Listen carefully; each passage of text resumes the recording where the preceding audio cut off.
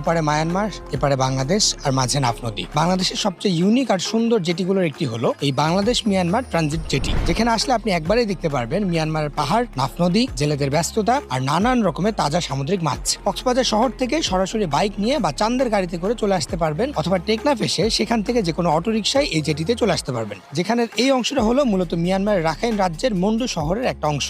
এই জায়গা থেকে মায়ানমারের পাহাড়গুলো এত কাছে দেখা যায় আর এত স্পষ্ট দেখা যায়, যেটা আসলে টেকনাফের আর অন্য কোথাও থেকে দেখা যায় না। আর তার সামনে প্রায় 56 কিলোমিটারের নাফ নদী, যেই নদীর বুকে জাল ফেলে জীবিকা নির্বাহ করে এখানকার বহু পরিবার। এই নাফ নদী একটা সীমান্ত নদী, অর্থাৎ নদীর মাঝ বরাবর দিয়ে দুই দেশের আন্তর্জাতিক সীমারেখা বা ইন্টারন্যাশনাল বাউন্ডারি চলে গেছে। তার মানে এই নদীর অর্ধেক বাংলাদেশ আর অর্ধেক মিয়ানমার। সকাল থেকেই শুরু হয় জেলেদের ব্যস্ততা। কেউ জাল ফেলে নজর রাখে, কেউ জাল তোলে, কেউ নৌকায় করে মাছ আনে, কেউ মাছ তোলে, কেউ নিলাম তোলে, কেউ বা আবার বিক্রি করতে নিয়ে যায়। ইন্টারেস্টিং পার্ট হলো এখানে আপনারা শুধু পাইকারি না, চাইলে 1 কেজি 2 কেজি খুচরাও কিনতে পারবেন। মাছের পাশাপাশি বিক্রি হয় কাঁকড়াও। সমুদ্রের তাজা কাঁকড়া বিশেষভাবে বাঁধা হয়। মাঝে মাঝে আবার মাছের ভাগে ভাগ বসায় এখানকার পিচ্চিরাও। পাতার ভেতর থেকে তারা কুড়াতে থাকে মাছ। নানান রকমের আর নানান সাইজের মাছ ধরা পড়ে জেলেদের জালে। ধরে আনা মাছ রাখা হয় নৌকার ভেতরেই, আর সেই মাছ ঘাটে এনে তোলা হয় বড় বড় ঝুড়িতে। আর এখান থেকে বরফ দিয়ে মাছগুলো চলে যায় টেকনাফের বিভিন্ন জায়গায়। এমনকি এক সময় এখানে বাংলাদেশ মিয়ানমার ফেরি সার্ভিস পর্যন্ত চালু ছিল, যদিও এখন তা পুরোপুরি বন্ধ।